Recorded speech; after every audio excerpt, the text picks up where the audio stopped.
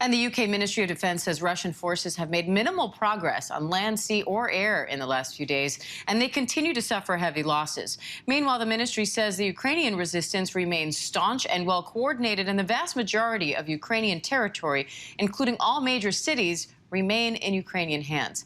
Let's bring in foreign correspondent Maggie Rulli, who's there in Lviv, Ukraine, along with ABC's Alex Perche in Washington for more. Maggie, a Polish newspaper is now reporting that there could be promising developments in the peace talks between Ukraine and Russia. What do we know about that?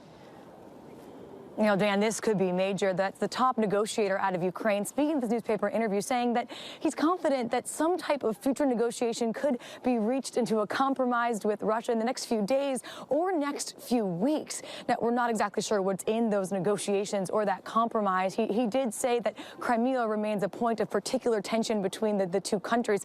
But he also alluded to the fact that other countries are involved in these negotiations, including Poland, and that at the end of this, when a negotiation is reached, there will be a Zelensky-Putin summit. Now, if all of this is confirmed, Diane, this will be an incredibly positive development. You know, we spoke with that top negotiator not too many days ago, and he did say he was cautiously optimistic that some deal could be reached, but we haven't really heard of any concrete plans just yet. So this could really be the first step in a positive direction, Diane. Now, Maggie, what's the latest in terms of the counterattacks as well? We're hearing that Ukrainian forces have now gone from just trying to hold Russian forces outside of Kyiv to actually trying to push back. Yeah, exactly, Dan. You just cited that UK intelligence report, which was fascinating to hear about Russian forces being stalled in so many areas across the country. We now understand that a top commander out of Ukraine who was fighting on the Eastern Front has been brought into the Kyiv area to help lead some of these counterattacks. Right now, we're being told that there's constant fighting going on in that region. And remember, you know, this is their city that they're defending. They know this city better than the Russians. So these counterattacks could be incredibly effective. And Diane, I want to read from you something from Ukraine's Ministry of Defense. He was speaking to the people of Ukraine, and he said, many challenges still lie ahead. The enemy will hurt us, destroy a part of the things we love, but every day we are taking a step to crush this enemy and live freely. Every day the Ukrainian people are demonstrating an unyielding will to win. These are the times of true heroes. Diane, that sounds like a country willing to fight to defend their cities to the very end. Now, Alex, the White House says that President Biden is going to speak with Chinese President Xi Jinping tomorrow for the first time since this invasion started. So how significant is that, and what is Biden's message to China?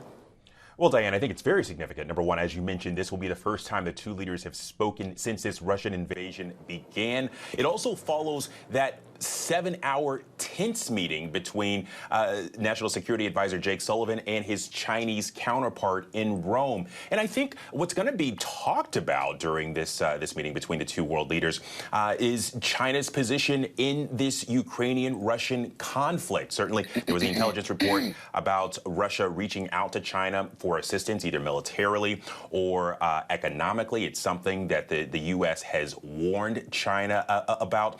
But also keep in mind that this follows, I mean, it's a day after that UN International Court ruled that Russia should immediately withdraw its troops and stop this invasion of Ukraine. The only two nations in that International Court of Justice that dissented in that opinion were Russia and China. And so a lot of questions as to China's position here in its potential support of Russia, and that's something that's going to be addressed tomorrow.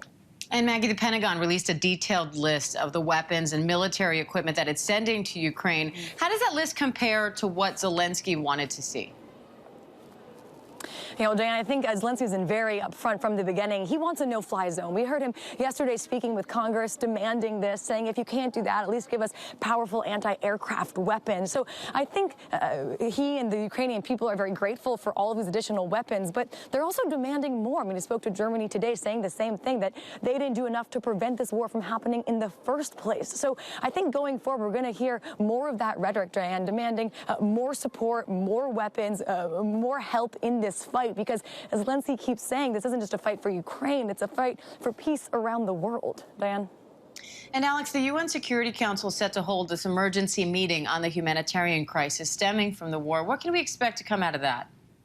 Well, Diana, this meeting set to happen this afternoon, mid-afternoon, but what's going to be front and center here is this humanitarian crisis. We're talking about millions of refugees leaving Ukraine, seeking refuge, trying to escape this war-torn country. Many of them children. Efforts to aid and further help and assist along those fronts.